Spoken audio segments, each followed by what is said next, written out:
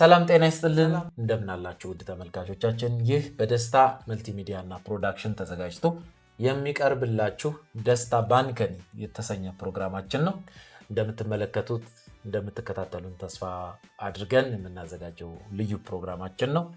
ደስታ ባንከኒ እንግዲህ እንደምታውቁት ደራሲያንን መጽሐፎቻቸውን በማምጣት በማስተዋወቅ ዘፈን እና ግጥም አዘጋጆችን በማምጣት ስራዎቻቸውን በማስተዋወቅ የግል ታሪኮቻቸውን የምናወሳበት ስራቸውን የምናይበት የምንጨዋወትበት ፕሮግራማችን ነው። አብራችሁን እንድትቆዩ እጋብዛለሁ። ዛሬ እንደተለመደው አንድ ጥሩ ግጥም መጽሐፍ አሳትሞልን በአንደኛ እትም ብቻ ሳይሆን በሁለተኛ እትምም 2013 የመጀመሪያ እትም 2017 ደግሞ ሁለተኛ እትሙን አድርጎ መጽሐፉ የተሸጠለት በጣም ጥሩ የሚባል ግጥሞችን ጽፎ ለገበያ ያቀረበልን የገነቴ ተወላጅ የሆነውን ተሻለ እንድሬ ጋብዘንላችኋል።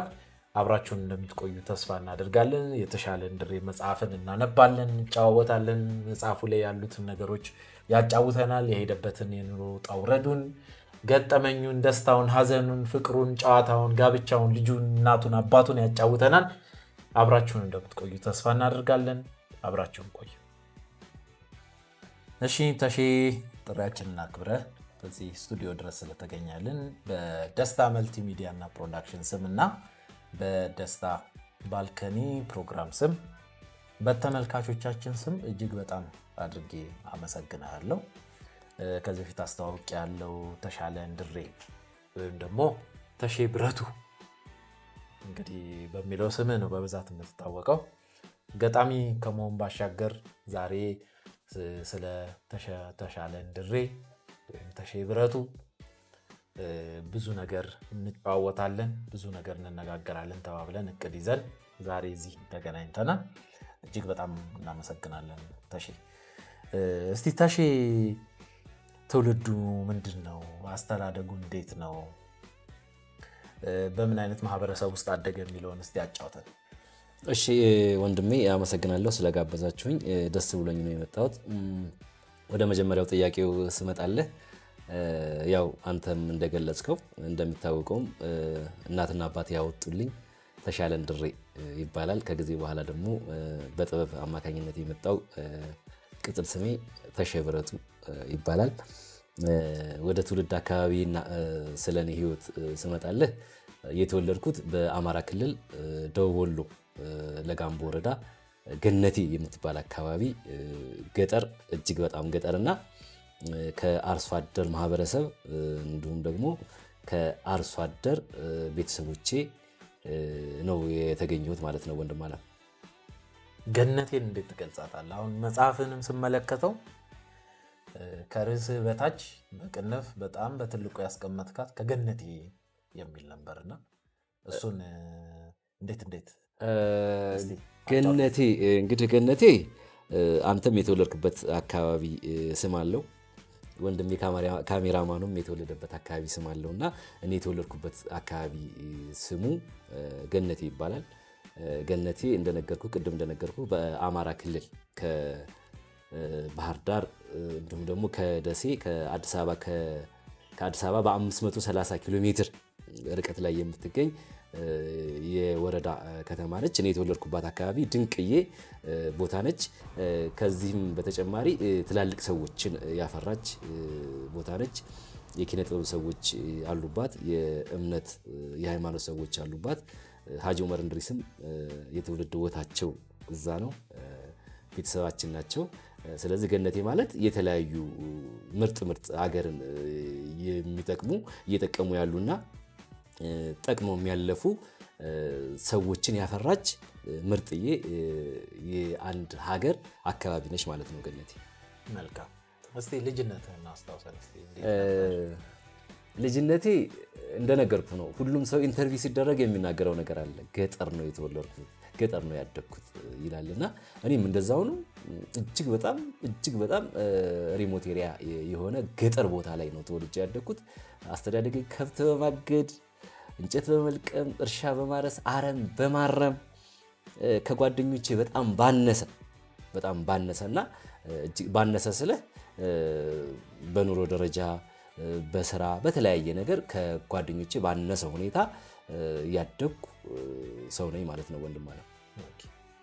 እንደው እንደዚህ አይነት የህይወት ልምድ ያላቸው ሰዎች በጣም ገጠመኛ አይጠፋቸውም በልጅነት። እንዴት ነው የጓደኝነት የልጅነት ዘመን በዛ ጊዜ የነበረ ባህልና አሁን ያለው ባህል በጣም የትየለሌ የተራራቀ ነው አይደለም?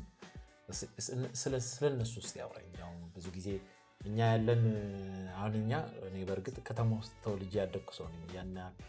ያንን ባህል ያንን የአስተዳደግ ሁኔታ አላውቀውም በደንብ እና በምን ትገልጽልናለህ? በእርግጥ መጽሐፍንም ባነበብኩበት አጋጣሚዎች የተለያዩ ግጥሞችን ባነበብኩ ሰዓት አስተዳደግህን የሚገልጹ ሀገርህን፣ አባባትህን፣ አኳኋንህን የሚገልጹ ነገሮችን አይቻለሁ፣ ተመልክቻለሁ። ግን ከዛ ባሻገር ምን ልትለን ትችላለህ? ምን ልትነግረን ትችላለህ? ስታድግ የሆነ ቦታ ላይ ተወልደ ስታድግ እዛ አካባቢ የሆነ ባህል አለ። አካባቢውን ነው የምትመስለው፣ ሰዎቹን ነው የምትመስለው፣ ቤተሰብህን ነው የምትመስለው፣ አብሮህ የሚውለውን ሰው ነው የምትመስለው። እና እኔ የተወለድኩበት አካባቢ ገጠር ነው። እጅግ በጣም ገጠር ከመሆኑ የተነሳ በተለይ በዛ ዘመን አሁን ላይ ነው እንጂ በዛ ዘመን መኪና ራሱ የምታይበት እድል አልነበረም። በ3 ቀን በ4 ቀን አንድ መኪና ይመጣል።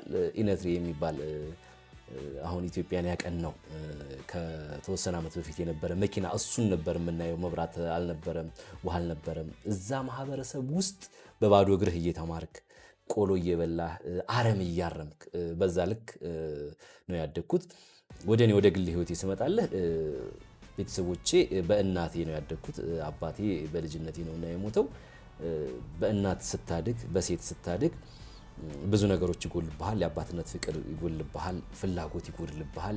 ያንን ለማሟላት እምዬ እናቴ ደግሞ ብቻዋን ያንን ማሟላት ስለማትችል በልጅነት የግድ ወደ ምንድን ነው የምትገባው? ራስህን ለማገዝ ወደሚለው ነገር ትገባለህ ማለት ነው። ወደዛ ስትገባ ነገሮች ይቀያየራሉ። ማድረግ ያለብህ ሰዓት እያለ ማድረግ በሌለብህ ሰዓት ታደርጋለህ። የማይመለከተን ነገር ሁሉ ታደርጋለህ። ለምሳሌ እኔ ኪራይ አረም አርም ነበረ። ኪራይ አረም ማረም ስልህ በዛ ዘመን ሙሉ ቀን አረም ታርማለህ። አረም እንግዲህ አንተ ከተማ ነኝ ስላልከኝ ነው። አረም ማለት ጤፉ ወይ ስንዴ ወይ ገብስ ሊሆን ይችላል። ያንን ማረም ጤፍ ያልሆነውን ወይ ደግሞ ገብስ ያልሆነውን ነገር ግን ገብስ ጋር ተቀላቅሎ የቀረበውን ነገር ነው የምታረመው።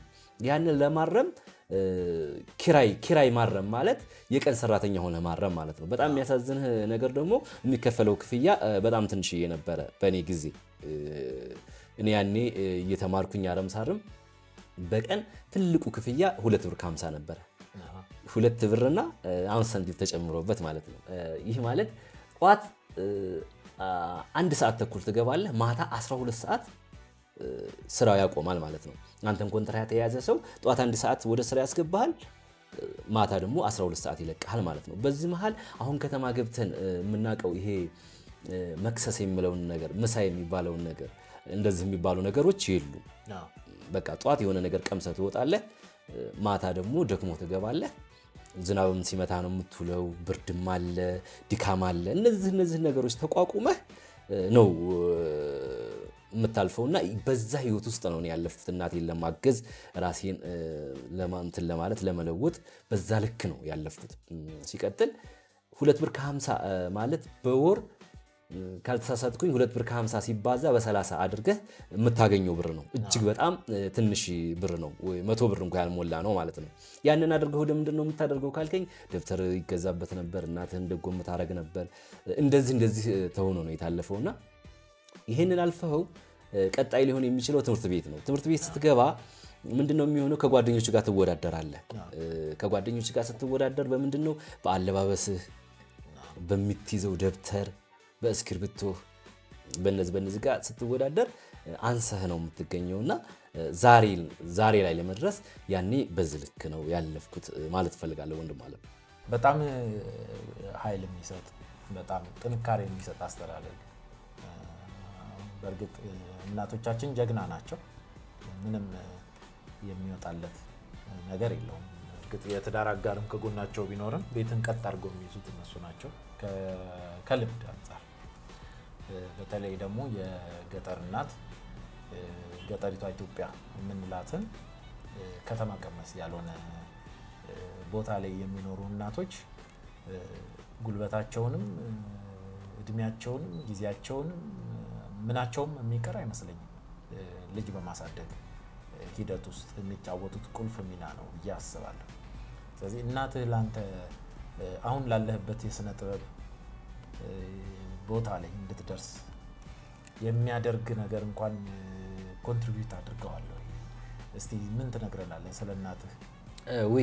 እሱ ነገር በጣም ከባድ ነው ከጠየቀኝ ልመልሰው እንጂ ሁሉም እናቶች እናት የሚለው ነገር ሲነሳ ሁሉም እናቶች እንኳን የሰው ልጅ እናት ቀርቶ እንኳን ሴቱና ሰው ሆና የተፈጠረች እናት ቀርቶ እንስሳዎችም ለልጆቻቸው የሚወጡትን ነገር እናውቃለን። ግን እኔን ስትጠይቀኝ እናቴ በዛ በድህነት ጎኗ፣ እናቴ በዛ በድክመቷ፣ እናቴ በዛ በማጣቷ አለመማር ተጨምሮበት ለኔ የከፈለችው መስዋዕትነት እጅግ በጣም ብዙ ነው። ይሄ ነው ብዬ ልነግርህ አልችልም። እናቴ እንደነገርኩ የገጠር ሰው ነች፣ አልተማረችም። ሳትማር ነው እኔን ያስተማረችኝና ብዙ ገጠመኞች አሉ። እናቴ እኔን ስታስተምረኝ የትምህርት ቤት ገጠመኞች አሉ። አንዱን ስነግርህ በሁለት ፈረቃ ነው፣ የጧትና የማታ። ከአንደኛ ክፍል አንደኛና ሁለተኛ የጧት ከሆንን ሶስተኛና አራተኛ ደግሞ የከሰዓት ናቸው። ትምህርት ቤታችን እንደዚህ ነበርና የሚጋብዘው። እናቴ እኔ የጧት ከሆንኩኝ ስራ እንዳግዛት ስትፈልግ ከሰዓት ይር ትለኛለች። ምክንያቱም ከጧት ሁለተኛ ክፍል እና አንደኛ ክፍል ነው፣ እኔ ሁለተኛ ክፍል ነኝ። ከሰዓት ደግሞ ሶስተኛና አራተኛ ናቸው። እኔ ስራ እንዳግዛት ግን የጧቱን ፈረቃ ትተውና ከሰዓቱ እንድሄድ ታደርግ ነበር እናቴ። እማዬ የኛ ትምህርት እኮ ከጧት ነው፣ አንደኛና ሁለተኛ እኮ ከጧት ናቸው፣ መሄድ ካለብኝ ከጧት ነው ለምን ስላት ትቆጣኝና በዱላ እየመታች ከሰዓት ዋናው መማር ነው፣ ዋናው ትምህርት ቤት ደርሶ መምጣት ነው እንጂ ክፍሉን አይረዱትም። ከሰዓት ትልከኝ ነበረ። ይሄ በጣም ያስቀኝ ነበረ። ሁለተኛ ነገር ደግሞ የሆነ ነገር አስባ ከትምህርት ቤት ማስቀረት ከፈለገች ታስቀረኛለች። ትምህርቱ ስላት እንደ አሊ ይማርልህ፣ አሊ ለምን አይማርልህም? ካሊ ላይ ተገለብጣለህ ትለኛለች። አሊ ጓደኛዬ ነው፣ ኢንጂነር ነው። አሁን ኮምቦልቻ የሚባል ሀገር ነው ያለውና ካሊ ላይ ተገለብጣለህ ትለኝ ነበረ። እንዲህ አይነት ነገሮች ነበሩ። ሲቀጥል ደግሞ ስትማር እኔ በጣም ጎበዝ ተማሪ ነበርኩ። የሚገርምህ ነገር አንደኛ ክፍል ሳልገባ ሰፈር እየዋልኩኝ ከኔ በፊት ቀድሞ የገቡ ልጆች ነበሩና አንድ አመት እኔን የሚቀድሙኝ። እኔ ሰፈር እየዋልኩ እነሱ ትምህርት ቤት ሂደው መጥተው የነሱን የቤት ስራ እኔ እሰራላቸው ነበር እቤት ሁኜ። ኢንጂነራሊ እስካሁን ድረስ ይመሰክራል። እንዲህ አይነት ነገሮች አሉና ወደ መጣ ጠቅለል ሳደርግልህ እናቴ እጅግ በጣም ጨዋ፣ ያልተማረች ምሁር ጀግና እናት አለችኝ። አሁንም በህይወት አለች። አልሐምዱሊላህ በጣም ነው የምወዳት። እጅግ በጣም ደስተኛ ነኝ። በነገር ላይ አንድ ለሌላ ሰው እንደው ስለ እናት ማስተላለፍ የሚፈልገው ነገር ካለ ሰው ጎበዝ ከሆነ ለአቅመ አዳም ከደረሰ የመጀመሪያ ስራው መሆን መቻል ያለበት ልጁን ወልዶ ለእናቱ ማሳየት ነው። እናቱ ሳትሞትበት ለእናቱ ማሳየት መቻል አለበት። ምክንያቱም ይሄን ለምንድን ነው ያልኩህ? እናቱ ካለፈች በኋላ ቢወልድ ስለ እናት ያለው ፍቅር ይሄን ያህል ነው ሊሆን የሚችለው። ስለዚህ እኔ ሁለት ልጆች አሁን ወልጃለሁኝ። የእናቴ በህይወት መኖሯ በጣም ደስተኛ ነኝ። ስሜቱን አይቼላታለሁ ማለት ፈልጋለሁ። እናቴ የዋህ ነች። እናቴ ጀግና ነች። እናቴ ነገሮችን አታውቃቸውም። እናቴ እንደመራሃት ነች። ምንም በቃ አሁን እንደዚህ ነው ካልካት ያ ማለት የከተማውና የገጠሩ ህይወት ስለሚለያየ ነው። ለምሳሌ በቅርብ ምን ሆነ መሰለ፣ እዚህ አዲስ አበባ መታ እንድትታከም ፈለኩኝ። እኔ አዲስ አበባ ስለምኖር፣ እሷ ደግሞ ወሎ ነው የምትኖረው። እዛው አካባቢ ቦሩ ሆስፒታል የሚባል አለ። ቦሩ ሆስፒታል ማህበረሰቡ ውስጥ ገብቷል በጥልቅ። ሰዎች ቦሩ ሆስፒታል ሂደው ሲታከሙ እንደሚድኑ ነው የሚያስቡት። ቦሩ ማለት ከደሴ ካልተሳሳትኩ 15-20 ኪሎ ሜትር ሂደህ የምታገኘው ሆስፒታል ነውና ወደ ምዕራብ ያለ ሰው ወደ ወሎ አካባቢ ሆኖ በምዕራቡ አቅጣጫ ያለ ሰው የሚድነው ቦሩ ሆስፒታል ሂዶ ሲታከም እንደሆነ ያስባሉ። ሊሆንም ይችላል ላይሆንም ይችላል፣ ግን ማህበረሰቡ ውስጥ ያለው ነገር ይሄ ነውና እናቴ እማዬ ላሳክምሽ ፈልጋለሁ ስላት ምንድነው ያለችው? እኔ መታከም ካለብኝ ቦሩ ሆስፒታል ነው የምታከመው አለችኝ። እኔ ደግሞ አዲስ አበባ ነው የምኖረው። ከዛ ይሄ ነገር እኔን ትንሽ ፈተነኝና ቻሌንጅ ሆነብኝ። ባለቤቴ ጋር ተነጋገርንና ምንድነው ያለችው ባለቤቴ? እናትህ ቦሩ ይሁን ጥቁር አንበሳ ይሁን ጴጥሮስ ይሁን አታውቅም፣ እኛ ቦሩ ነው ብለን ከወሎ እዚህ አዲስ አበባ እናምጣ፣ ከዛ በኋላ አሳክመን እንላካል አለች። በዚህ ተስማማን። ከዛ ቀጥታ ቦሩ ነው የምወስድሽ አልኩኝና ከወሎ አዲስ አበባ ያው ፕሌንም አታውቅም፣ ፕሌን ውስጥ አስገባሁ። አዲስ አበባ ይዤ መጣሁ። ጥቁር አንበሳ 3 ወር ተከብች። ፕሌኑ ጉዞ ያው እንትን ነው። አንደኛ ነገር በእኛ አካባቢ ምን አለ መሰለህ እኔን ጨምሮ መኪና ላይ ስንወጣ ያው ትንሽ ያም ሲገላ እንትን ስለሚል መጀመሪያ የምንመርጠው ነገር ምንድነው? እኔ አሁን ለምሳሌ አሁን ላይ በመኪና አልጓዝም፣ በፕሌን ነው የምጓዘው። በመኪና የምጓዝበት አጋጣሚ ሲኖር ግን ሰው አጠገቤ ይዛለው፣ ይይዘኛል፣ እንደዚህ ይሸፍነኛል። ከዛ በኋላ ያለውን ነገር አላውቀውም ምን እንደሚፈጠር። እናቴም ስለሚያማት ወደ ፕሌን ስንሄድ ፕሌን ይሁን መኪና ይሁን ጋር ይሁን አታውቅም፣ ፊቷ ተሸፍኗል። ፕሌን ውስጥ ገባን እንዴ ምንም ሳይ በቃ አሁን ይኸውልህ ጉዞ ሲታሰብ ነገ ከሆነ ጉዞ ይሄ ሳይኮ ስለሆነ መንገዱ ነገ ከሆነ ጉዞ የምንጓዘው ዛሬ ያማታል። በቃ ስነ ልቦና ስለሆነ ማለት ነው ያመኛል አይነት ነገር ስላለ ቀጥታ ፕሌን ውስጥ አስገባኋት። የምታውቀው ነገር የለም። እንደዚህ አይናቸው እንደተሸፈነ በቃ እንደዚህ ያስኳት ወደ ፕሌኑ ሄድን። አይናቸው እንደተሸፈነ ኖ አይን መሸፈን ሳይሆን በቃ አሁን መኪና ይገጨኛል፣ የሰው ግርግር። አሁን እዛ ገጠር ብቻቸውን ስለሚያድጉ ያ ነገር ስላለ ትኩረት አልሰጠችበትም። እጄን ይዛኛለች፣ ሙሉ እምነቷ እኔ ላይ ስለሆነ ገባ። እኔም ደግሞ ያስኳት ፕሌን ውስጥ ገባን። መጣን አዲስ አበባ፣ እኔ ቤት መጣን። ከዛ በኋላ ጥቁር አንበሳ 3 ወር ታከመች፣ ድና አገር ቤት ሄደች። ስትሄድ እዛ ሄዳ አሁን የምታወራው ቦሩ ሆስፒታል እንደታከመች ነው። እማዬ በዛ አጋጣሚ የታከምሽው ቦሩ አይደለም ጥቁር አንበሳ ማለት ፈልጋለሁ። እዚህ ያሉ ጓደኞቼ እነ ዶክተር ተስፋዬ አብረውኝ የተማሩ እነ ዶክተር አቡሽ ክብረት እነ ዶክተር አህመድ ከተማ እነሱ ነበሩና ትሪት ሲያደርጓት የነበሩ እናንተም ቦሩ መጣችሁ እንዴ እያለች ነው ሲያከሟት የነበሩ ነው። ቦሩ ገፍቻለሁ። 3 ወር አዲስ አበባ ስትቀመጥ አታውቅም አዲስ አበባ መሆኗን። 3 ወር ጥቁር አንበሳ መታከሟን አታውቅም። በዚህ ልክ ነውና እናቴ እንኳን የተናገረ የለም እንደው አዲስ አበባ መጥቼ መቼ ነው የማይህ እያለች ነውና የቆየ ነው። አዲስ አበባ እንደመጡም የለም እና ይሄንን ነገር በጣም የማረሳው ነው። ከብዙ በጣም በትንሹ ይሄንን ማለት ፈልጋለሁ ወንድም ማለት ቅድም የሆነ ጨረፍ ነገር አድርጋት ነበር ያለው የፍቅር ህይወት እንዴት ነው? ፍቅር አሁን ላይ በሁለት መንገድ ነው እኔ የማየው። አንደኛ ሲያልፍልህ የምታገኘው ፍቅርና ሳያልፍልህ የምታገኘው ፍቅር አለ። የልጅነት አሁን ፍቅር ወይስ ሲያልፍልህ ማለት ልልህ የፈለግኩት ስተነት ነው። አሁን እኔ በሁለት ነው የማየውና በልጅነት አሁን ትምህርት ቤት ሆነህ ስታፈቅር እኔ በጣም ጎበዝ ተማሪ ነበርኩኝ። ጎበዝ ተማሪ ሆነህ በዛ ላይ ደግሞ ለአይን ትገባለህ። የስነ ጽሁፍ ሰው ስለሆንኩኝ ትምህርት ቤት ግጥሞች ምናምን አነባለሁኝና በጣም መወዳት ልጅ ነበረችና የሚገርም ነገር ስትወድ ስሟን ታስታውሰዋለህ ወይስ? አሁን አግብታ ወልዳለች። ስሟ አይቀር ለራሷ ለእንትን ሲባል አይታወቅምና በጣም ነው የሚወዳት። በጣም ቆንጅዬ ነችና ስታፈቅር አንተም እኔም ካሜራማኑም ሌሎች ሰዎችም የመጀመሪያ የምናደርገው ነገር በምንወደው ሰው ፊት በልጦ መታየት፣ ከፍ ብሎ መታየት፣ እንዲሁም ደግሞ የምትሳብ አይነት ሰው ነው ሆነ መታየት የምትፈልገውና ረዳት ከሆንክ በጣም ጎበዝ ረዳት እንዴት አድርገህ እንደምትቀበል ማሳየት ነው የምትፈልገው። ሹፌርም ከሆንክ እንዴት አድርገህ እንደምትነዳ ነው። ሐኪምም ከሆንክ እንዴት አድርገህ እንደምትሐክም ነው በሷ ፊት። እና እኔ ተማሪ ነበርኩኝና ጎበዝ ተማሪ ሁኜ መታየት ፈልጋለሁ። በተፈጥሮዬም ጎበዝ ተማሪ ነበርኩኝ። እና የሚገርም ነገር ወደ ትምህርት ቤት ስገባ እኔ መጨረሻ ላይ ነበር የምገባው። እሷ ከገባሽ በኋላ እሷን ለማማለል የድሃ ልጅ ነኝ፣ ምንም ነገር የለኝ። ቁምጣ ነው የምትለብሰው። እንግዲህ ቁምጣ የገጠር ቁምጣ ካወቅ ከዚያ ያንን ትለብሳለህ ቁምጣ። ከዛ በኋላ ቫዝሊን ጌልሻ የሚባል ቅባት አለ። ያንን እንዲህ ታደርጋለህ፣ ይህን ትቀባባለህ። በዚህ በአቧራ እንትን ነው ማለት ገጠር ስለሆነ ጫማ የለም። ይህንን ትቀባባለህ እግርህም ምናምን በቁምጣ። ከዛ ያው ትገባለህ። ያንን አይታ እንድትደመም ማሰብ ያኳ አይስባትም፣ ሊስባትም ላይስባትም ይችላል። በሁለተኛ ደረጃ በጣም በቃ እስካሁን ድረስ ስቲል ነው።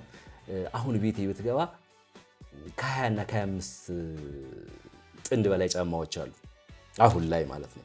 ያኔ ግን የላስቲክ ጫማ ነበረ። እንደውም እዛ ውስጥ አለ አጋጣሚ በኋላ ቪዲዮ እንሰራበታለን። እና እንደዛ አይነት የላስቲክ ጫማ ነው፣ ሆንጎ ጫማ የምታውቀው ከሆነ ቅድም ግጥሞቹን የምታነብበት ማለት ነው። እና እሱን ጫማ ለሰርግም እሱን ነው የምታደርገው፣ ትምህርት ቤት የምታደርገው እሱን ነው። ይቀደዳል። ሲቀደድ ምንድነው የምታደርገው? አሁን ላይ ከሆነ ወይ ትጥለዋለህ ወይ ለኔ ብጤ ተሰጠዋለህ፣ አሊያም ደግሞ ታስጠግነዋለህ። ያን የምንጠግነው እኛ ምንድነው በመተኮስ ነው። ገብቶሃል አባባሌ? ተተኩሰዋል በሌላ ባለቀ ጫማ ገባህ አይደል? አሁን የኔ ጫማ እዚህ ጋር ከተቆረጠ ሌላ ጫማ ፈልገህ በመለጠፍ እና የኔ የተለየ አለጣጠፍ ነበረ ልጅቷን ለማማለል። አቤት ይሄ ልጅ ጫማውን ሲተኩስ ጫማውን ሲለጥፍ አለጣጠፍ ትጠላለህ እንድትለኝ በቃ በመስቀለኛ በቃ በማሳመር እና እዛም ክላስ ላይ ስቀመጥ እንድታይ ያን የተለጣጠፈውን እንደዚህ ሆነ አለ አይደለም የምታሳየው። እንደዚህ አይነት ነገር ነበረ። እንደዛ ሆኖ አልተሳካልኝም። ሲቀጥል ደግሞ በቃ እሷ የምትወደው ነገር ሁሉ አደረግ ነበረ። በምንድነው ካልክ ትምህርት ቤት ጥያቄና መልስ ሲኖር በትክክል ስትመልስ ይጨበጨብልሃል። እግር ኳስ ስትጫወት ስታስገባ እንትን ይልሃል፣ ይጨበጨብልሃል። መረብ ኳስም ስትጫወት እንደዛው እና እኔ በየአጋጣሚው ልጅቷ እንድታጨበጭብልኝ ይፈልግ ነበረ፣ ግን አይሳካልኝም። ገባ? ስለማይሳካልኝ እኔ በጣም የሚገርመኝ ነገር የኔ ቤትና የሷ ቤት የ5 ኪሎ ሜትር ልዩነት ነበረውና በዛን ሰሞን ሩጫ ልጆች ትምህርት ቤት በመሮጥ የሩጫ ውድድር ነበርና ይሄ ልጅ ጎበዝ ሯጭ ነው እንድትለኝ በእነሱ በር ላይ ሮጥ ነበር። 5 ኪሎ ሜትር እጄ ተኛ አላቅም ልፍ እላለሁ። ስመለስም እንደዚህ ልፍ እላለሁ አላቅም። በቃ 11 እንደማታየኝ እርግጠኛ ነኝ አሁን ላይ ሳስብ፣ ምክንያቱም ጧት ነው የሚሮጠው፣ እሷ ከእንቅልፏ ትነሳ 12 ሰዓት ላይ፣ እኔ ግን እሮጣለሁ። ይሄ ነገር የማረሳው ገጠመኝ ነው። ብዙ ነገርም አለ እንደ አይነት ነገሮች። በምን ተቋጨ ግን እሱ ነገር? ያሳዝናል። ያሳዝናል በምልህ አሁን ወደዛ ከገባን በእርግጠኝነት እቺን ፓርት ታውቃታለች ብዬ ገምታለሁኝ። እና ምንድነው ልጅቷ ቆንጆ ነች፣ ሀብታም ልጅ ነች፣ እኔ ደግሞ ድሃ ነኝ እንደምታውቀው ማለት ነው። እና ምን ሆነ መሰለ ከተማ ላይ ትንሽ እንቧጮ በር ወይም ደግሞ ገነት የምትባለው ከተማ ላይ እኔ ጫኝና አውራጅ ይሰራ ነበር። ጫኝና አውራጅ እየሰራሁኝ እነሱ ጫኝና አውራጅ የምሰራለት ባለመጋዘን ልጅ ነበረ እና እሱን ጓደኛ አድርጋ ይዛለች። ከዛ በኋላ እኔ ደግሞ እንጀራ የትኛውን አንተ የምትሰራበት እኔ የምሰራበት መጋዘን ውስጥ ልጁ የሷ ጓደኛዋ ነው፣ ባለመጋዘኑ ልጅ። ስለዚህ እኔ እንጀራ ስለሆነ ልሸከም ይሄዳለሁ እነሱ ጋር። እሷና እሱ እዛ ቁጭ ብለው ያያሉ። ሲያዩ እኔ እሷን ለማማለል አቤት ይሄ ልጅ ሲሸከም እንድትለኝ በደንብ ተለቅ ያለውን ዳጎስ ያለውን ተሸክም ይሄዳለሁ። እነሱ ያው ሙድ ይዛሉ። እንደ አይነት ነገር ነበረ።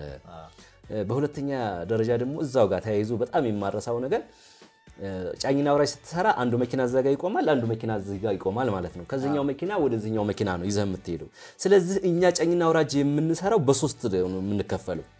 አንደኛው እዛኛው መኪና ላይ ሆኖ ተሸክመው ይዘው የሄድከውን ተቀብሎ እዚህኛው መኪና ላይ የሚያደርግ፣ ሁለተኛው ቡድን ደግሞ እዛኛው መኪና ላይ ሆኖ አንተን የሚያሸክም፣ ሶስተኛው ቡድን ደግሞ የሚሸከም ነው። እና እኔ ከሚሸከመው ነበርኩኝ፣ ምክንያቱም ልጅቷን ለማማለል አቤት ይሄ ልጅ ሲሸከም እንድትለኝ ከሚሸከመው ቡድን ነበርኩኝ ማለት ነው። እና በጣም የማረሳው አሁን ላይ ልጁም እዚህ አዲስ አበባ ነው ያለውና 50 ኪሎ ተሸክሜ 50 ኪሎውን ከላይ ሆኖ እዚህ ላይ አድርገውልኝ ሌላ 50 ኪሎ ጨምረውልኝ 100 ኪሎ ሆኖ የመኪናውን ልጅ ባለቤት መኪና ላይ ስቀሉኝ እያለ ይጫወታል ከነሱ ጋር ማለት ነው እዚህኛው መኪናው ላይ። እና 100 ኪሎ ላይ ተሸክሜ ልጁን እኔ ላይ ያደርጉታል። አላየውም፣ ገባ አይታይም፣ ላይ ቁጭ ይላል።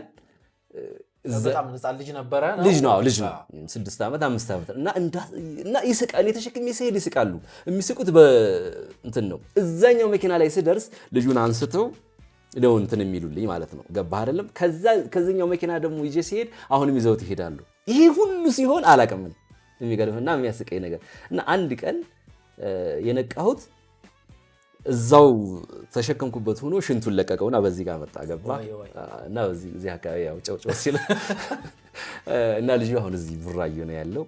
ሐሚድ ይባላል፣ ሐሚድ አሊ ኢብራሂም ይባላል። እንደ አይነት ገጠመኞችና በዚህ ልክ ነው ያደግኩት ልፈልጌ ነው ወንድም። በጣም ደስ ይላል። አሁንስ ያለበት የትዳር ሁለት ልጆች እንዳሉ ጠቅሰልኝ ነበርና አሁን ላይ ስለ ባለቤትህ እንዴት እንዳገኘሃት እንዴት እንደሆነ ብትነግረኝ። አሁን ላይ አልሐምዱሊላህ ረበና ዓለሚን ነገሮች በጣም አሪፍ ናቸው። ትናንት የተከፈለ መስዋዕትነት ዛሬ አፍርቷል። ምርጥ ኑሮ ነው የሚኖረው። በጣም ደስተኛ ነኝ። ምክንያቱም ከመጀመሪያውም ስራ ላይ ያው ጎበዝ ነኝ ብያለሁ።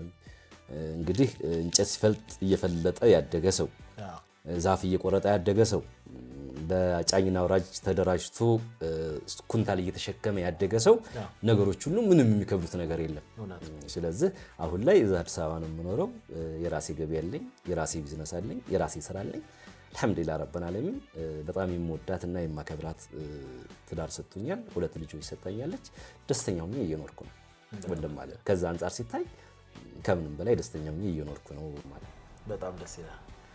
እንግዲህ ይሄ መጽሐፍ እንደምትመለከቱት የገጣሚ ተሻለ እንድሬ በ2017 ዓመት ሁለተኛ እትም ታትሞ የወጣ የመጀመሪያ እትም ደግሞ በ2013 ዓመተ ምህረት የወጣ የግጥም መጽሐፉ ነው። ይሄኛው መጽሐፍ በውስጡ ወደ ስንት ግጥሞች አሉት? 100 ግጥሞች አሉት። ወረቀት ብዛት ወይም ደግሞ በገጽ ብዛት 99 ወይም 100 ገጽ ብዛት አለው። እኔ አንብቤ በጣም የወደድኳቸው ግጥሞች አሉ። በመሃል እንጋብዛቸዋለን። አሁን ከዚህ ከምርኩዝ ከቦረና ከሚል መጽሐፉ ላይ ይቅርታ እንድገማት ምርኩዝ ከገነቴ ከሚለው ከዚህ ከአዲስ በሁለተኛ ጊዜ እትም ከታተመ መጽሐፉ ላይ የመጀመሪያ እትሙ 2013 ዓ.ም ከሆነ መጽሐፉ ላይ አንድ ግጥም ጋብዞን ተመልሰን እንገናኛለን። ወደ ግጥም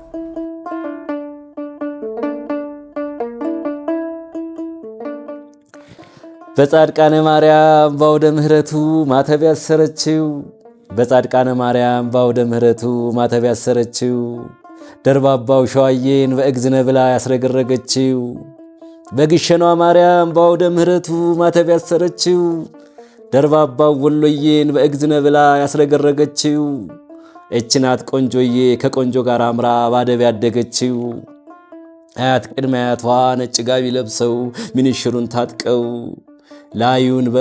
ላዩን በላይ ጎንደር ታቹን እንደገና ልግባለ። እሺ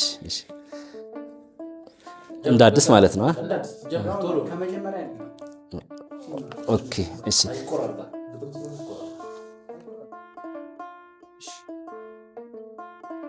በጻድቃነ ማርያም ባውደ ምህረቱ ማተብ ያሰረችው በጻድቃነ ማርያም ባውደ ምህረቱ ማተብ ያሰረችው ደርባባው ሸዋዬን በእግዝነ ብላ ያስረገረገችው በግሸኗ ማርያም ባውደ ምህረቱ ማተብ ያሰረችው ደርባባው ወሎዬን በእግዝነ ብላ ያስረገረገችው ይችናት ቆንጆዬ ካቆንጆ ጋር አምራ ባደብ ያደገችው አያት ቅድመ አያቷ ነጭ ጋቢ ለብሰው ሚኒሽሩን ታጥቀው ላዩን በላይ ጎንደር ታቹን በባህር ዳር ነበር መንገዳቸው። ሳትታጠቅ ገዳይ ሳትተኩስ ገዳይ ጀግና እያስከበረች በለጠች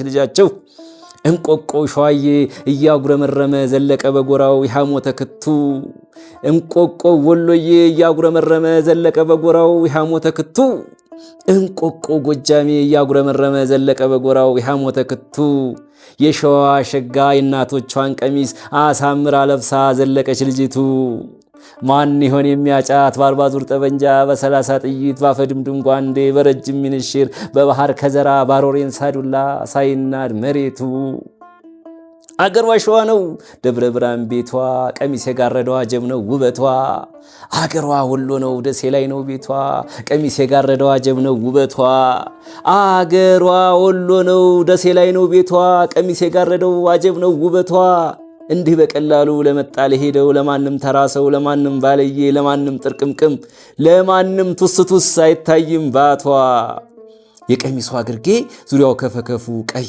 ነው ቀይ ጃኖ ዙሪያውን ከቦታል አንድም ለክርስቶስ አንድም ለአባቶቿ ለከፈሉት ቤዛ ማስታወሻ ሆኖ እናልሽ አገር ልጅ እናልሽ ፈሰሴ አማሬት ሳይዋ ሸገር ከንብርቱ ላይ ተቀምጬልሽ አንቺ መሃል ደሴ ብርጉድዬ ሞክሺ ሸገር ከንብርቱ ላይ ተቀምጬልሽ አንቺ ባህር ዳር ላይ ብርጉድዬ ሞክሺ ሸገር ከንብርቱ ላይ ተቀምጬልሽ አንቺ መሃል ወሎ ብርጉድዬ ሞክሺ እክተተ ብርዱ ካለሁበት ቦታ ወይ መተሻል ሳምሽኝ አላክሽልኝ ኩታ ያንዘፈዝፈኛል ያንቀጠቀጠኛል መላ ያሳጣኛል ብርድና ትዝታ ሐኪሞቹ ሁሉ ዶክተሮቹ ሁሉ ብርድ ነው እያሉ ቆፈን ነው እያሉ ድዴን ያደረቀው የአንገትሽን ግርጌ መሳሜን አፈቀው ሙክክ ያለ ከንፈር ላይ ደሴ እያሳየሽ ሙክክ ያለ ከንፈር ወልዳ እያሳየሽ ሙክክ ያለ ከንፈር ወልዳ እያሳየሽ እኔ አንቺው ድሃ ከርታታ ወዳጅሽ በብርድ ሞትኩልሽ እናልሽ አገር ልጅ አማሬ ሳይዋ እናልሽ አገር ልጅ ያላንቺ አልሆነ ብሎት ልቤ ይጨነቃል ታዳ ብትመጭልኝ ከባህር ዳር ሸገር ምን ያህል ይርቃል ምን ያህል ይርቃል ምን ያህል ይርቃል ምን ያህል ይርቃል።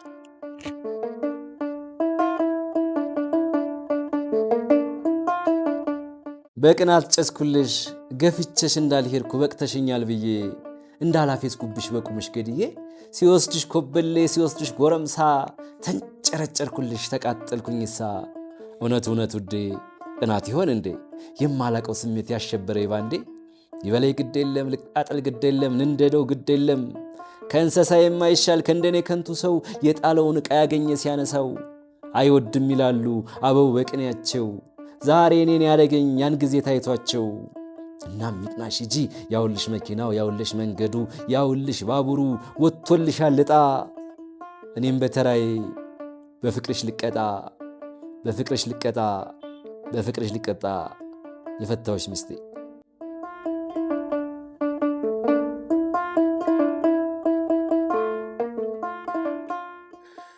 ተመልሰናል።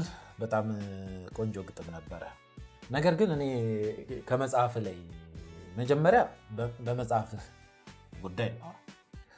መጽሐፍ ስታሳትም ምን አይነት መከራ እንደሆነ ምን አይነት መሸጡም ያን ያህል በጣም ትልቅ ውጥረት እንዳለው አንዳንዴም መጽሐፎቻችን ታትመው ቤት አልጋ ስር አዋራ እየሞቁ አርባራ እየጠጡ የሚቀመጡበት ሁኔታ ይገጥማል።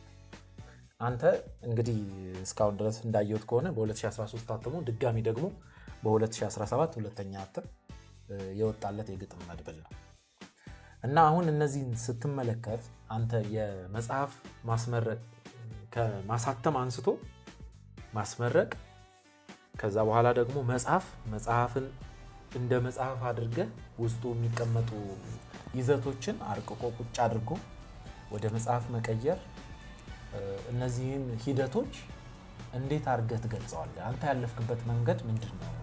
ሌሎች ከተማሩበት በሚል ሐሳብ ነው ወንድሜ።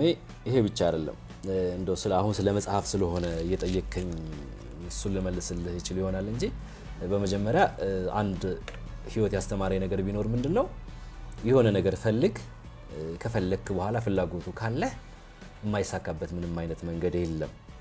ምን ይፈልጋል መሰለህ? ጥረትና ጥንካሬ ይጠይቃል። ከጣርክ ከበረታ ለውጥ እንደሚመጣ ካየ ያንን ካደረክ እጅግ በጣም የምትፈልገውን ነገር ማግኘት ይቻላል። ሳይሆን አጠቃላይ የሰው ልጅ ስለፈለገው ነገር ማግኘት ከፈለገ አንደኛው መፈለግ ነው። ይሄን ነገር ላግኘው ብለህ መፈለግ ነው። ከዛ በኋላ ደግሞ ምንድነው? ጥረት ነው። ቀድመን መድከም መቻል የለብንም። አብዛኛው ሰው የሚፈልገውን ነገር የማያገኘው ቀድሞ እየደከመ ነው። ቀድመህ መድከም መቻል የለብህም። እዚህ ምድር ላይ ሁሉንም ነገር አንተ ከፈለክ ፍላጎቱ ካለ ማግኘት ትችላለህ። ሀብታም ልሁንም ካልክ ሀብታም መሆን ትችላለህ። ድሃ ልሁንም ካልክ ትችላለህ። የምትፈልገው ነገር ላይ ጥረትና ተስፋ ማድረግ ነው ትልቁ ነገር። ይሄን በራሴ ስላየሁት ነው። እኔ ያደግኩት ገጠር ነው ብያለሁ። ከገጠርም ገጠር እጅግ በጣም ገጠር። አሁን ላይ መሀል አዲስ አበባ ነው እየኖርኩ ያለሁት። ያ የራሴ ጥረት ነው። ሲቀጥል ለውጥ እንደዚሁ ዝም ብሎ አይመጣም፣ ያታግላል። መልፋት መቻል አለብህ። ከለፋህ ያን የምትፈልገውን ነገር ታገኘዋለህ። ስትለፋ የሚደግፉ ሰዎች አሉ። የሚደግፉህ ያን የልፋትህን ውጤት መያዝ ስትጀምር የኔ አስተዋጽኦ አለበት ማለት ይጀምራሉ ሰዎች። እና ምን ልል ፈልጌ ነው፣ በሆነ ነገር ላይ መጀመሪያ ተስፋ ማድረግ መጀመር ነው። ከዛ በኋላ መጀመሪያ አካባቢ ሰዎች አይሆንም ይሉሃል፣ መሀል ላይ አንተ ትክክል ነበርክ ይሉሃል። ልክ መጨረሻ አካባቢ ተሳክቶልህ ሲያዩ ደግሞ እኔ እኮ መጀመሪያ ይሄን አድርገው ብዬ ነበረ ይሉሃል። ስለዚህ አንተ የሁሉንም አስተያየት ተቀብለህ ወደ ተግባር መግባት ነው ያለብህ። ወደ መጽሐፌ ስመጣልህ ከልጅነት ጀምሬ ትምህርት ቤትም ጀምሬ ግጥሞችን አነብ ነበረ። ጽፍ ነበረ፣ ሰልፍ ላይ አነብ ነበር። እያደር እየበሰሉ እንዲህ እያሉ ሲመጣ ወደ ህትመት መታተም አለበት፣ መሸጥ አለበት፣ ሰዎች ማንበብ አለባቸው ብዬ አሰብኩኝ። እንቅስቃሴ ጀመርኩ። እንቅስቃሴ ስጀምር ከራሴ ውጭ የደገፈኝ ማንም የለም። ተው አይሆንልህም፣ ተው ትክክል አይደለም፣ እንደዚህ ምናምን የሚሉ ሰዎች በጣም ብዙ ነበሩ። እኔ ግን በተአምር እዛ ገነቴ ገጠር ተወልጄ አዲስ አበባ ከኖርኩት ሊከፋ አይችልም፣ አይከብድም ጉዞ ብዬ ጀመርኩት። አንዳንድ ቀና ሰዎችን ስፖንሰር ጠየቅኩኝ። መልካም አስተሳሰብ ያላቸው ሲያግዙኝ፣ መልካም አስተሳሰብ የሌላቸው ቅድም እንደነገርኩ ሲነቅፉኝ፣ መልካም አስተሳሰብ ኑሯቸው ደግሞ ነገር ግን አቅም የሌላቸው ሰዎች መንገዱን ሲያሳዩኝ ነገሮች ተጨማምረውበት እኔም ደግሞ በርትቼ ግጥሟ ለህትመት በቅታለች ማለት ነው። ከመጀመሪያው እስከ መጨረሻው ድረስ ያለው በመሃል ያለው ነገር ከባድ ነበረ፣ ቀላል አይደለም። ያገዙም ሰዎች አሉ፣ ያላገዙም ግን ያገዙ ሰዎች በርትተው ያገዙ ሰዎች በስተው ይሄ መጽሐፍ ለህትመት በቅቶ ከምንም በላይ እኔንም ጠቅሞኝ የሚወዱኝ ሰዎች ወዳጆችም እጅ ገብቶ አስተያየትም እየሰጡኝ ዝናንም አግኝቼበት ተጠቅሜበት እዚህ ደረጃ ደርሷል ማለት ነው። ለምሳሌ ለመጀመሪያ ጊዜ ይሄ መጽሐፍ የተመረቀው ምርኩዝ ከገነቴ ስለሚል ገነቴ ከተማ ነበር። ገነቴ ከተማ ሲመረቅ ይሄ መጽሐፍ የማረሳቸው ገጠመኞች ነበሩ። አጠቃላይ ምርቃት እዚህ አዲስ አበባ ታተመ። አንዳንድ ሰዎች ስፖንሰር የሆኑኝ ሰዎች እዚህ ጋር ጠቃቅሻቸዋለሁኝ። አቶ ደሳሌ ካሳ የሚባል ሰው ገነቴ ላይ ሆቴል አለው። እሱ ነው አንድ ስፖንሰር የሆነኝ። እንደውም እዚህ ጋር መጽሐፍ ከበሯ ላይ ቅጠሪ ገነቴ የምትላለች። ቅጠሪ ገነቴ አርገሽ ሸራ ጫማ በውቦቹ መንደር አራሮች ከተማ ቅጠሪ ቅዳሜ ቆንጆ ቀሚስ ለብሰሽ በናርዶሱ ሽቶ የገነት ዛፍ መስለሽ ስስት ባለ ህይወት በሚያሰክር ስሜት ከውቦች ማረፊያ ደሳለኝ ካሳ ቤት በገነቴ ማርያም ቆንጂቴ በሞቴ ደሳለኝ ካሳ ቤት ቅጠሪ ገነቴ አርገሽ ሸራ ጫማ ከውቦቹ መንደር አራዶች ከተማ ትላለች። ገነቴ ላይ ለመጀመሪያ ጊዜ ሆቴል የከፈተና ሁላችንም ያው ጓደኞቻችንን ይዘን በጓሮ በኩል አልጋ ያዝነው እሱ ቤት ነው እና ደሳለኝ ካሳ የመጀመሪያው ገነቴ ላይ ሆቴል የከፈተ ሰው ነው። ይህን መጽሐፍ እንዲታተም ስፖንሰር ከሆኑ ሰዎች አንዱ እሱ ነው። በሁለተኛ ደረጃ አቶ ተስፋዬ ታደሰ ቦረና ገነቴ ሆቴል ባለቤት፣ እሱም እንደዚሁ ስፖንሰር ሆኖኛል። ቦረና ገነቴ የሚባል ሆቴል ትልቅ ሆቴል አለው። ሁሉም ሰው ከደሳለኝ ሆቴል ቀጥሎ የሚዝናናበት እስካሁን ድረስ ትልቅ ዝና ያለው ሆቴል ባለቤት እሱ ስፖንሰር ሆኖኛል ማለት ነው። መምህር አያነው ሙና የሚባል መምህርም እንደዚሁ አብሮ አደጌ ጓደኛዬ መምህር ነው። አሁን እሱም ስፖንሰር ሆኖኛል። ዳዊት ግርማ የቀድሞ የፖሊስ አባል የነበረ አሁን ላይ የራሱን ቢዝነስ እየሰራ ያለ የቅርብ ጓደኛዬ ከመጽሐፉ መጨረሻ ላይ የዳዊት አብሮ አደግ ትላለችና መጽሐፊ እሱ አግዞኛል። ኤፍሬም ጌታቸውና ሌሎች ሰዎችም አግዘውኝ ነው ይሄ መጽሐፍ ከጊዜም ጨምሬበት ለህትመት የበቃው ማለት እፈልጋለሁ። የምርቃት ሂደቱ ምርኩዝ ከቦረና ስለሚል ምርኩዝ ከገነቴ ስለሚል ገነቴ ከተማ ላይ ነው የተመረቀው። ገነቴ ከተማ ላይ ሲመረቅ እኔ ከጠበቅኩት በላይ ነው የሆነው። መጽሐፌ በፍቅር በወረፋ እጅግ በጣም በወረፋ ነው የሸጥኩት። እዛው ስለሆነ የምርቃት ቀኑን ነው እየነገርኩ ያለው እና በጣም አንድ መጽሐፍ በጨረታ 27,000 ብር ተሽጧል። ይሄን ስልህ ግን ቀላል ነው እያልኩ አይደለም፣ እጅግ በጣም ከባድ ነው። መጽሐፉ ጋር በተያያዘ ከህሊናዬ የማይጠፋው በጣም ደስ የሚለኝ ሳስታውሰው አንድ የጓደኛዬ እናት የድሮ ጓደኛዬ እናት ገጠር ነው ያለችው። የጓደኛዬ እናት ነች፣ ለኔም የእናቴ ጓደኛ ነችና እንትኑ ላይ የምርቃት ፕሮግራሙ ላይ አልተጠራችም ነበርና የገጠር ሰው ነች። ፕሮግራሙ ላይ እየጮኸች መጣች። ማን እኔ የልጅ ጓደኛ የሙሐመድ ጓደኛ መጽሐፍ አስመርቆ እኔ ሳልጠራ ማን ነው እያለች እየጮኸች መጣች።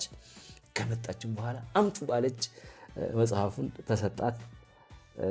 95 ብር ነው የሚሸጡት ልጆች መልስ መስጠት እንትን አላሉም ተለማምደው ነበርና ያ ነገር 95 ለማስቀረት አምጣ ብሬን ያለች አመት ሶራን ተቀበለች እንባ የመጣ እሷ ይህን ነገር አድርጋለች። በቪዲዮ የተደገፈ መረጃ ላይ እሰጥሃለሁ እሱ ነገር ይሄ ሆኖ ሳለ እቺ መጽሐፍ እሷ 95 ብር ገዝታኝ በሌላ ጊዜ ግን እዚሁ አዲስ አበባ አንድ የውጭ ዜጋ እቺን መጽሐፍ 300 ብር ገዛኝ፣ $300 ገዛኝ። እኔን ለማበረታታት ነው። በ$300 እና በ95 ብር መካከል ልዩነቱን ስታየው በኪሎ ሜትር ቢለካ ከዚህ እንደ ጅቡቲ ይሆናል። በፍቅር ደረጃ ስታየው ግን እሱ ከገዛኝ $300 አምባሳደር ሄጄ ከዘረዘርኩት ይልቅ እሷ 95 ብር የገዛችኝ ከምንም በላይ ደስተኛ ነኝ። ልጇ መሐመድ ጧሃ ይባላል። እዚህ አዲስ አበባ ነው፣ የፌደራል ፖሊስ አባል ነው። እሷ ደግሞ እትዬ ደብሬ ትባላለች። እትዬ ደብሬ በዛ አጋጣሚ በጣም ወድሻለሁ፣ በጣም አከብርሻለሁ ማለት ፈልጋለሁ ወንድማለም እና በዚህ ልክ ነው ያለፈው ልል ፈልጌ ነው። ስለ አዲስ አበባ ውስጥ እንደዚህ በመጽሐፍ ሻጮች ጋር ዲል አድርገህ ወይ ወስደህ ለመሸጥ ሞክረህ ነበር ወይስ ጭራሽ አልሞከርክም? ስለሱ እስቲ ያጫውት። አልሞከርኩም። ለምን? በሁለት ምክንያት አልሞከርኩም። ምንድነው ካልከኝ የመጀመሪያው እዚህ አዲስ አበባ አገር ቤት ካስመረኩኝ በኋላ መጀመሪያ ያደረኩት ነገር ምንድነው መስሪያ ቤቴ እንድመረቅልኝ ያደረኩ። መሰራበት መስሪያ ቤት ላይ ሰራተኞች ሁሉም መጽሐፉን ገዙኝ፣ ሃርድ ኮፒውን። ከዛ የሚያቁኝ ልጆች በፌስቡክ በቲክታክ ምናምን የሚያቁኝ ልጆች ምንድነው ያደረጉት? መቶ መጽሐፍ ወሰዱ። 100 መጽሐፍ ወስዶ በደቂቃ ውስጥ ጨርሶ ከዛ ሌላ 100 መጽሐፍ እየጠየቀኝ በዚህ ልክ ሃርድ ኮፒው አለቀ። የሚገርም ነገር ይሄ ካለቀ በኋላ ውጭ ያሉ ልጆች ደግሞ ምን አደረጉ? ውጭ ላክልንና እዚህ ይሸጥ አሉኝ። ውጭ ያሉ ልጆች ማለት ነው። ከዛ በኋላ ወደ ውጭ ሳውዲም፣ ዱባይም፣ ኩዌትም ሂዶ መሸጥ ሲጀምር እድሉን አላገኘሁም። ይሄኛውን እንቅስቃሴ አሁን ታያልከኝ በመጽሐፍ ሻጮች በኩል እንዲሸጥ ያለውን እድል አላገኘሁም። በጣም ደስ የሚል ቆይታ ነበር የነበረ። እዚሁ ከመጽሐፍ ጉዳይ ውስጥ ሳንወጣ ማለት ነው እዚሁ ከመጽሐፎች ውስጥ በጣም ትኩረት የምትሰጣቸው ግጥሞች እንዳሉ ነግረኝ አጫውተኝ ነበር። ከነሱ ውስጥ በገጽ 25 ላይ ያለው ናፍቆት የሚለው ግጥም እስቲ እናውራበት የተወሰነች ከሱ ላይ አሁን እዚሁ ቁጭ ብለን እንስማውና ገጽ 25 ላይ ያለችዋን ሰምተ ነው እንመለስ ወይስ ድጋሚ እንስማውና በቃ እዚሁ አንብብልንና እንዴት እንደጻፍከው፣ ለማን እንደጻፍከው፣ በምክንያት እንደጻፍከው ብናወራ ደስ ይለኛል በጣም። እያንዳንዶቹ ግጥሞች ትርጉም አላቸው። እንደዚህ ብዬ ልጻፍ ብዬ ነው የምጽፈው። ሌላውም ሰው እንደዛ ነው የሚያደርገው። የኪነ ጥበብ ሰው በባህሪው ምን ያደርጋል መሰለ? ስሜቱን ወዳው እንደሌላው ሰው ተናዶ ወይ አልቅሶ ወይ ተበሳጭቶ አቡ የራስ ጉዳይ ብሎ አይተው። የኪነ ጥበብ ሰው ምንድነው ሊያደርግ የሚችለው? ቀጥታ ወደ እንትን ነው የሚገባው፣ ወደ ጽፎ ስሜቱን መገላገል መላቀቅ አይነት ነገር ነውና ሲያልባ አሁን ታጥበህ ከዛ ከላብ ትወጣለህ አይደለ? የኪነ ጥበብም ሰው ደግሞ የሆነ ነገር ሲያጋጥመው ወይ ደስ ሲለው ወይ ሲከፋው ቀጥታ ጽፎ ነው እንትን የሚለውና ገጽ 25 ላይ ያለችው በጣም ለምወዳት እናቴ ነው የጻፍኩትና ማለት ብዙ ጊዜ ሞከርኩ ለእናቴ ልጻፍ ብዬ። ሁለት ነገር ነው በአእምሮዬ ላይ የመጣው። አንደኛው አቅም የለህም ስለ እናት መጻፍ፣ አንተ ተራ ሰው ነህ፣ ስለዚህ ተው የሚል ነው። ሁለተኛው ስሜት ደግሞ የምጽፍ ከሆነ ወረቀት አይበቃህም፣ ምክንያቱም የእናት እንትን ትልቅ ስለሆነ ወረቀት ስለማይበቃ ተው የሚል ነው። ሶስተኛው ስሜትህ ደግሞ እንደው እስኪ ዝም ብለህ ሞክረው፣ እንደው ዝም ብለህ ከምታልፍ እስኪ ዝም ብለህ ሞክረው የሚል ነውና እኔ ሶስተኛውን ነው የመረጥኩት። እስኪ ዝም ብዬ ልሞክረው ብዬ ለእናቴ ይችን ነገር ጻፍኩኝ ማለት ነው። ላምባር ናፍቆት ነው መሰለኝ፣ ናፍቆት ነው መሰለኝ፣ ናፍቆት ነው መሰለኝ፣ ናፍቆት ነው መሰለኝ ራሴን ታምሜ እናቴ ቤት ሂጄ ፊት ለፊቷ ቁሜ ቀጥ ብዬ ሳየው የፊቷን ፈገግታ ጨርሶ ለቀቀኝ የያዘኝ በሽታ። ናፍቆት ነው መሰለኝ ራሴን ታምሜ እናቴ ቤት ሂጄ ፊት ለፊቷ ቁሜ ቀጥ ብዬ ሳየው የፊቷን ፈገግታ ጨርሶ ለቀቀኝ የያዘኝ በሽታ። ናፍቆት ነው መሰለኝ፣ ናፍቆት ነው መሰለኝ። እዚህ እንትን ያለ የከበደ የእናት ናፍቆት ነበረ ነው። አዎ ህመሙም ሁሉም ነገር የእናቴ ናፍቆት ነበረ። ፊት ለፊቷ ሂጄ ፊቷን ሳየው እኔን ስታይ ያሳየችው ፈገግታ መድኃኒት ሆነኝ የሚል አደምታ ነው ያለው። ቢሆንም በቂ አይደለም። ለእናት ምንም በቂ ሆኗል። ይሄንን ማለት ፈልጋለሁ። ሌላም ደግሞ አሁን ገጽ 56 ላይ እና 49 ላይ እገዛልሻለሁ የሚል አንድ ግጥም አንብቤ ያለው። ከዛ ገጽ 56 ጠቅሼላለሁ። በቀናት ምንድነው ጨስኩልሽ። እስቲ ስለሁለቱ መጀመሪያ እስቲ በቀናት ጨስኩልሽን አናስቀድምና ምንድን ነበር ገጽ 56 ላይ የፈታዎች ሚስቴ ወይም ደግሞ በቀናት ጨስኩልሽ ነው የሚለው ርዕሱ። ስለ አንድ ነገር ሁለት ነገር ማስተናገድ ስለማትችል አንዱን መርጫለሁ። ወይ የፈታዎች ሚስቴ መባል መቻል አለበት፣ ካልሆነም ደግሞ በቀናት ጨስኩልሽ መባል መቻል አለበት ብዬ አሰብኩና አንዱን መርጫለሁኝ። በቀናት ጨስኩልሽ ወደሚለው አመዝኛለሁኝና ስለ ግጥሙ አንዳንድ ነገር በል ካልከኝ፣ አንዳንድ ጊዜ የያዝነው ነገር እጃችን ላይ የያዝነው ነገር በቀላሉ የምናገኘው ከሆነ የምናጣው የማይመስለን ከሆነ እንሸወዳለን፣ ስናጣው እንጎዳለን። ምንም ጥርጥር የለውም። እንደያዝነው ስለሱ ማናስበው ምን ስለሆነ መሰለ፣ እኛ ስለሱ እንዳናስብ ጊዜ ስለማይሰጠን ነው። ለምሳሌ የሆነች ልጅ የሆነ ሰው ብታፈቅር እሱም ብዛም ተወት የሚያደርጋት ከሆነ እንደወዳት ከፈለገች ጊዜ ልትሰጠው ይገባል፣ ተወት ልታደርገው ይገባል። ካልሆነማ በየደቂቃው እየደወለችለት፣ በየደቂቃው የት ነው ያለኸው እያለችው፣ በየደቂቃው ልብሱን እያጠበችለት፣ በየደቂቃው ወደ እሱ ጋር እየተጓዘች እሷን የሚያስብበት ጊዜ የለውም። ስለዚህ ትንሽ ፋታ ቢያንስ ስለሷ እንዳስብ ፋታ ሊኖረው ይገባል። ስለዚህ እኔም ደግሞ የሆነ ጊዜ ላይ አሁን ካለሁት ህይወት በፊት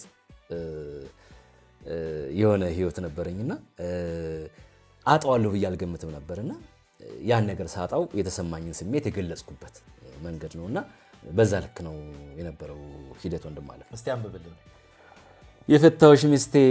የፈታዎች ሚስቴ ያባረርኩሽ ሚስቴ፣ የፈታዎች ሚስቴ ገፍቼሽ እንዳልሄድኩ በቅተሽኛል ብዬ እንዳላፌስኩብሽ በቁምሽ ገድዬ ሲወስድሽ ኮበሌ ሲወስድሽ ጎረምሳ ተንጨረጨርኩልሽ ተቃጠልኩኝሳ። እውነት ውዴ ቅናት ይሆን እንዴ የማላቀው ስሜት ያሸበረ ባንዴ። ይበለይ ግድ የለም ልቃጠል ግድ የለም ልንደደው ግድ የለም እናልሽኔ ያለም ከእንስሳ የማይሻል ከእንደኔ ከንቱ ሰው የጣለውን ዕቃ ያገኘ ሲያነሳው አይወድም ይላሉ አበው ወቅኔያቸው። ዛሬ እኔን ያደረገኛን ጊዜ ታይቷቸው እና ሚቅናሽ ሂጂ ያውልሽ መንገዱ ያውልሽ መኪናው ወጥቶልሻል ዕጣ። እና ሚቅናሽ ሂጂ ያውልሽ መንገዱ ያውልሽ ባቡሩ ያውልሽ መኪናው ያውልሽ አየሩ ወጥቶልሻል ዕጣ። እኔም በተራዬ በፍቅርሽ ልቀጣ እንደዛ ይላል ወንድም ማለት ነው። ደስ ይላል። በነገራችን ላይ አንተ ብቻ አይደለም የኛው ነገር የሚገጥም፣ በጣም ብዙ ሰው ይገጥማል። አንድ ደግሞ ግጥም አለ ገጽ 49 ላይ እገዛልሻለሁ። ገጽ 49 ያው እገዛልሻለሁ እንዲሁ ዝም ብዬ የሆነ ጊዜ ላይ ነው የጻፍኩት። ለማን ነው የጻፍከው? ብዙዎቹን አሁን አንተ ነግረኛል። እዚህ መጽሐፍ ላይ ያሉትን ብዙዎቹን ያንተ ገጠመኝ እንደሆኑ፣ ብዙዎቹ ካንተ ህይወት ጋር እንደሚገናኙ ስለነገርከኝ። ገጣሚ በጣም ለስሜት ቅርብ ነው ይባላል። ለስሜት ቅርብ ነው ማለት ራሱ የሚሰማውን ነገር ከመጻፍ ባሻገር ሌሎች ሰዎች ምን ሊሰማቸው ይችላል፣ ምን አይነት ስሜት ውስጥ ናቸው ብሎ በመገመት ራሱ የሚጽፋቸው ግጥሞች አሉ። ለምሳሌ ጴጥሮስ ያቺን ሰዓት የሎሬት ጸጋዬ ገብረመድህንን በምንመለከትበት ጊዜ ሐውልት ተመልክቶ ነው ጽፎ ገብቶ የጻፈው። ምናልባት ታሪኩን ለተመልካቾች መድገም እንዳይሆን እንጂ በአንዲት ገጠመኝ ምክንያት ነው ሎሬት ጸጋዬ ገብረመድህን ያን ግጥም የጻፈው። አንድ በጣም የጠጣ ሰካራም ሐውልቱ ስር ሽንቱን ሲሸና ተመልክቶ እንዴት ይሄን የተከበረ ሰው ሐውልት ስር የመሽናት ልዕልና በቂ የህሊና ይኖርሃል በሚል ከዛ ሰካራም ሰው ጋር በመጣላት በጣም አይምሮን እያመመው ቤቱ ገብቶ የጻፈው ግጥም ነው ጴጥሮስ ያችን ሰዓት። ያ ማለት በጣም በቃ በኢትዮጵያ የሥነ ጽሑፍ ታሪክ ውስጥ እኔ በጣም ትልቅ ቦታ ከምሰጠው በእርግጥ ተውኔት ነው ይባላል፣ ግን ለእኔ በጣም ግጥምነቱ በጣም ጎልቶ ይታይብኛል። ስለዚህ እንደዚህ አይነትም የሰውን ስሜትን ተጋብቶበት የሚጽፍበት ሁኔታ አለ። አንተ ደግሞ በልዩነት ነግረኛል፣ ቅድምም ጠቅሼዋለሁ። በአብዛኛው ያንተ ገጠመኞችን በአብዛኛው ያንተ እሳቤዎችን እንደገለጽካቸው እንደጻፍካቸው ነግረኛል እና አሁን እዚህ ጋር ድጋሚ ደግሞ እገዛልሻለሁ የሚለውን ሳነብ ቅድም ከነገርከኝ ታሪኮች ጋር የተወሰነች ነገር አሰብኩና እስቲ ንገር ገጠመኝም ካለ እንትን ነው። አሁን ይኸውልህ እንትን ይሄ የኪነ ጥበቡ ዓለም የኪነ ጥበቡ ዓለም ስትገልጸው ይጋነናል። ገባህ አይደለም? አጋነህ ተገልጸውና ያንተ ማጋነን ሳያንስ የሚቀበልህም ማህበረሰቡ የሚሰማህም ከነግነቱ ነው የሚቀበልህ። ይቀበልህና ኖ እንደዛ አይሆንም አይልህም፣ ሲጠቀምበት ታያለህ። ለምሳሌ ጌታያን ላይ የሚባል የባህል ዘፋኝ ያለና አንድ ግጥም አለች። አንድ ዘፈኑ ላይ ምን ይላል መሰለ? ከደጅሽ ይቅበሩኝ በስንደዶም ሰው ከደጅሽ ይቅበሩኝ በስንደዶም ሰው እንዳይቆረቁረኝ አንቺን አንተርሰው ይላል። ገባህ አይደለም? ከደጇም ሊቀበር አይችልም፣ በስንደዶም መሬት አይቆፈርም። ስንደዶ አውቃታል አይደለ? እንግዲህ አዎ፣ ለምን ይሄን አላለም? ማህበረሰቡ ተቀብሎታል። ሁላችንም በዚህ ልክ ነው ያደግነው፣ እንደዚህ ነው። እንደገና እንትን በቃ የሆነ ነገር ስታይ አጋነህ መግለጽ አይነት ነገር አለና የተስማማንበት አይነት ነገር ነው እንጂ በኪነ ጥበቡ ዓለም ገጣሚውም ባለው ልክ አይገኝም፣ ዘፋኙም ባለው ልክ አይገኝም። ይሄ የኪነ ጥበቡ ዓለም የፈጠር ነው መናብ ነውና እኔም አሁን እዚህ ጋር ለውድ ባለቤቴ ነው የጻፍኩት። አሁን ላይ አብረላለ ነው እና ልክ መጀመሪያ አካባቢ ደህና መተን ልክ እንትን ልንል ስንል ያው ትንሽ ጓገጭ አለና ጓገጭ አይነት ነገር ያ ነገር ሲኖር እኔ የኪነ ጥበብ ሰው ነኝ። ጓገጩ ለምንድን ነው የሚያስደነግጠኝ? ቢያንስ ለምንድን ነው እንደዚህ ብዬ ማልጽፈው ብዬ እገዛልሻለሁ ብዬ የምትለዋን ነገር ጻፍኩኝ ማለት ነው። ግን በዛ ልክ ነው ወይ የእውነት አድርገዋል ወይ የሚለው ነገር ነው ትልቁ ነገር። አይ አርገዋል ተመልካች ደግሞ እስቲ ማን ይሄንን እንደሚያደርግ ይነበብ እንስማና እገዛልሻለሁ ከሰሜን ኮሪያ ተወርዋሪ ጀቶች ከቡፌት ካምፓኒ የተዋቡ ቤቶች ብራዚል ውስጥ ያለ ትልቅ የቡና እርሻ ከዳሽን ባንክ ያለ ያላሙድን ድርሻ እገዛልሻለሁ የግልሽ ሆስፒታል ከነበሽተኛው አዘንብልሻለሁ ዝናብ ከላይኛው እሺ በይኝ እንጂ እሺ በይኝ አሁን ውደላ ግባሽና አንድ ላይ እንሆን ይላል ወንድም ማለት ያውን ለሚስቴ ቅስቀሳ ነበር ማለት ነው። ቅስቀሳ እና የኪነ ጥበብ ሰው ስትሆን እንደዚህ ነው በቃ አትቸገርም። የራሷ ጉዳይ አትልም፣ የሆነ ነገር ብለህ ታልፋለህ ለማለት ያህል ነው ወንድም ማለት። በጣም ደስ የሚል ቆይታ ነበረን። አሁንም ተመሳሳይ የሆኑ ከዚሁ መጽሐፍም ከሌላም እዚህ እትመት ውስጥ ያልተካተቱ ሌሎች ግጥሞችን እንደምትጋብዘን ተስፋ አለኝ።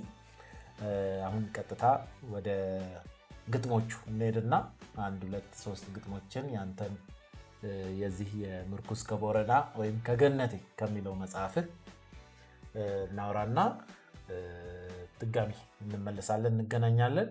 ወደ ግጥሞቹ እንሄዳለን።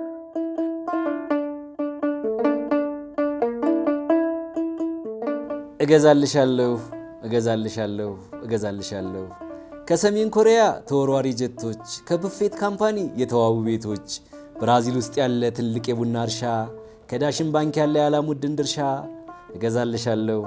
እገዛልሻለሁ የግልሽ ሆስፒታል ከነበሽተኛው አዘንብልሻለሁ ዝናብ ከላይኛው እሺ በይኝ እንጂ እሺ በይኝ አሁን ውዴ ላግባሽና አንድ ላይ እንሁን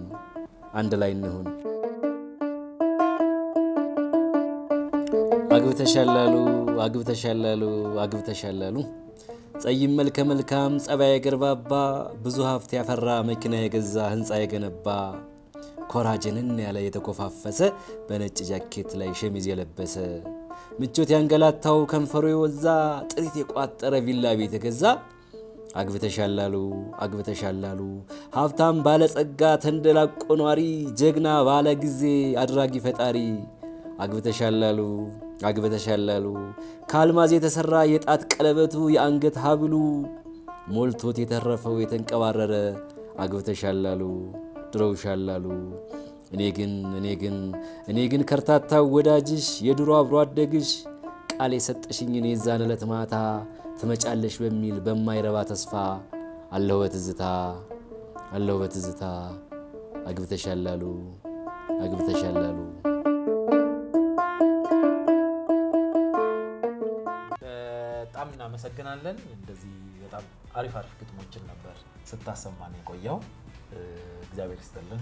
አክብረንም ስለመጣ በድጋሚ በተመልካቾች ስም በደስታ መልቲሚዲያ እና ፕሮዳክሽን ሰዎች ስም እንዳጠቃላይ ደግሞ በእኔም በፕሮግራሙ አዘጋጅ ስም በጣም አድርጌ አመሰግናለሁ። መጽሐፍና አሳትሞ ለገበያ ማውጣት ምን አይነት ትልቅ ሩጫ እንዳለው፣ ስንት ግልምጫ እንዳለው፣ ስንት ፊት እንደሚታይበት በደንብ እናውቃለን። እኛ በዚህ አትመን አዘጋጅተን የምንወጣ ሰዎች በሙሉ ማለት ነው እና በጣም ትልቅ እንትን እንደሰጠህን ተስፋ እናደርጋለን። ተመልካቾችም በጣም ጥሩ ትምህርት እንደያዙበት እንደተማሩበት ተስፋ እናደርጋለን። እንዲሁ በአጠቃላይ ስትመለከተው መጽሐፍ አትሞ ወይም ደግሞ ጽፎ ቤቱ ቁጭ ያደረገ ሰው፣ መጽሐፍ አትሞ ያዘጋጀ ሰው ካለ የምትመክረው ምንድን ነው? ምን ትመክራለህ?